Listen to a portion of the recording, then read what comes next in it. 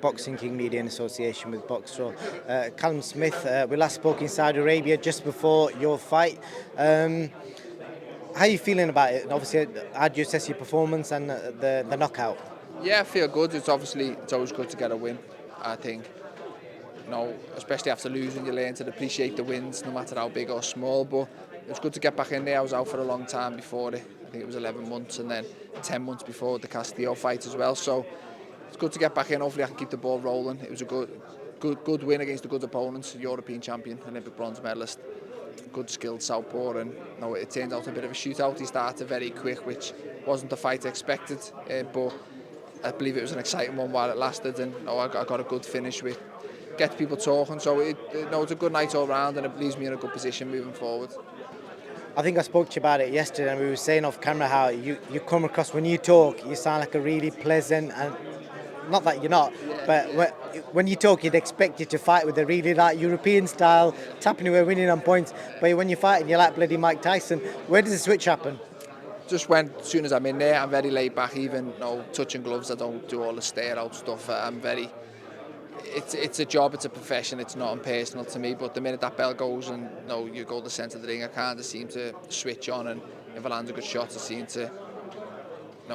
I believe I'm a good finisher. I kind of smell the finish, and I put my foot to the pedal. But I don't know. I think it's just years and years. I know when to switch on and when to switch off. And the minute I go home, I switch off from boxing and become a normal person. And some fighters are really good at it. Some fighters struggle, but I've always found I can get the right balance.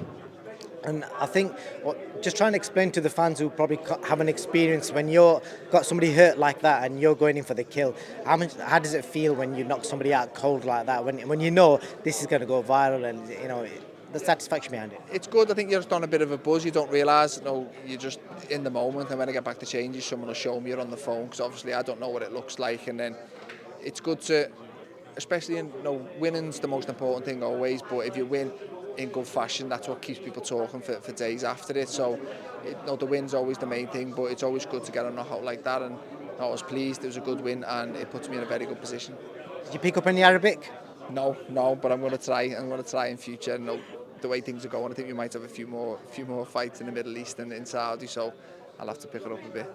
Definitely. And talking of that, Eddie Hearn did an interview the other day, and he said if the Josh Buatsi and Pascal fight doesn't go through, due to drug testing, etc., he threw your name in there. Would you? Because I know you've said before you passed that level, but would you fight Buatsi?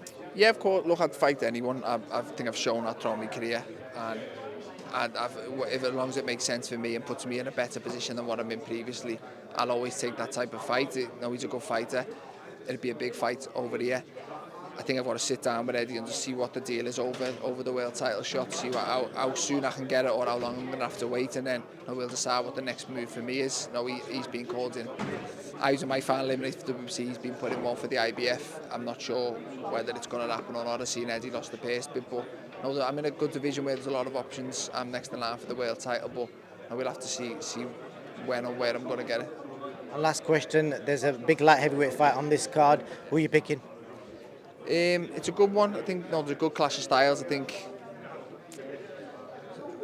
don't know, Peters is so tall, I think he's going to be awkward, but Aziz is on a good run of form. He's the champion, he's building good momentum. I think probably Aziz might get to him late on, but I think it'll be tricky early on. Callum, thank you for your time.